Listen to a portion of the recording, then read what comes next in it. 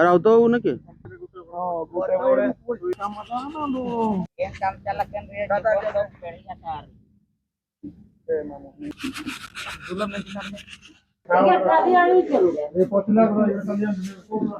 ଆଜି ଜିତୁ ମାମୁଁ କେବଳ ତା ନାନୀର ଯେତେବେଳେ ଶବ କଙ୍କାଳକୁ ଧରିକି ଯେତେବେଳେ ଧରିବାରୁ ନେଇଥିଲା ସେଇଠୁ ଆଜି ତାର ସେଇ ବିଷୟରେ ତାର ଶୁଦ୍ଧିକ୍ରିୟା ହେବ।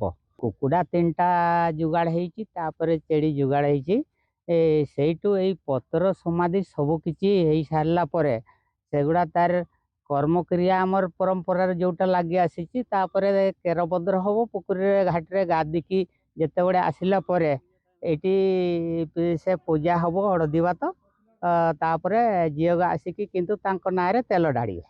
ତେଲ ଢାଳି ସାରିଲା ପରେ କିନ୍ତୁ ଦେଶରେ ଥିବା ବନ୍ଧୁବାନ୍ଧବଙ୍କୁ ଯୋଉଗୁଡ଼ାକୁ କିନ୍ତୁ ଡକା ହେଇଥିବ ସେମାନଙ୍କୁ ଭୋଜି ଭାତ ଦେବେ। ଆଉ ସମାଧି ତିଆରା ହେଉଛି କାହିଁକି ତିଆରା ହେଉଛି, କିନ୍ତୁ ଏମିତି ଜିତୁ ମୁଣ୍ଡା ଯେତେବେଳେ ଭୁଲ କରିଥିଲା କିନ୍ତୁ ପୁନର୍ବାର ଆଉ ଭୁଲ ହବ ନାହିଁ।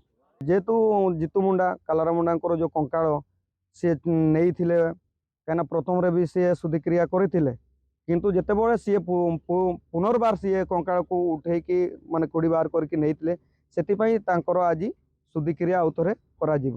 ପୂଜାରେ 3ଟା କୁକୁଡ଼ା ଏବଂ ଛେଳି, ଯେହେତୁ ତାକୁ ଆଉ ଥରେ ପରାଚିତ କରିବା ପାଇଁ ଆମର ସମାଜର ବିଧିବିଧାନ ଅଛି। ଆମର ଏଇ ଯୋଉ ଆଜି ସମାଧି କରାଯାଉଛି, ଆମର ପୂର୍ବ କାଳରୁ ଆମର ପଥର ଜଙ୍କାନ୍ତି, ଯୋଉଟାକି ଆମର ହୋ ଭାଷାରେ କହୁ ସାସାଙ୍ଗ, ଯୋଉଟାକି ଦିରି।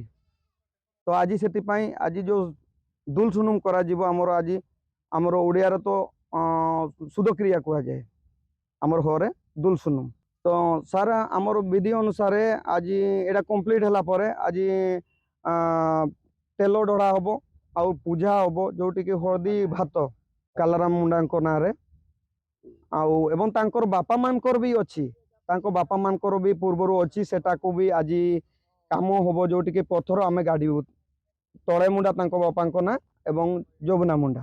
ଯେହେତୁ ଭୋଜି ଭାତ ଯୋଉଟା ଏଠି କରାଯାଇଛି ସେ ନେଇକି ତ ମୋର ଏତେ ଧାରଣା ନାହିଁ, କିନ୍ତୁ ଆମର ତାଙ୍କର ଯେହେତୁ ବନ୍ଧୁମାନେ ଆସିବେ, ଜଣେ ବନ୍ଧୁ ଆସିବ ତ ନିହାତି କାଲି ସେମିତି ତ ଯିବେ ନାହିଁ, ସେଥିପାଇଁ ବନ୍ଧୁର ଚର୍ଚ୍ଚାରୁ ଯୋଉଠିକି ଭୋଜି ଭାତ ନିହାତି ହବ।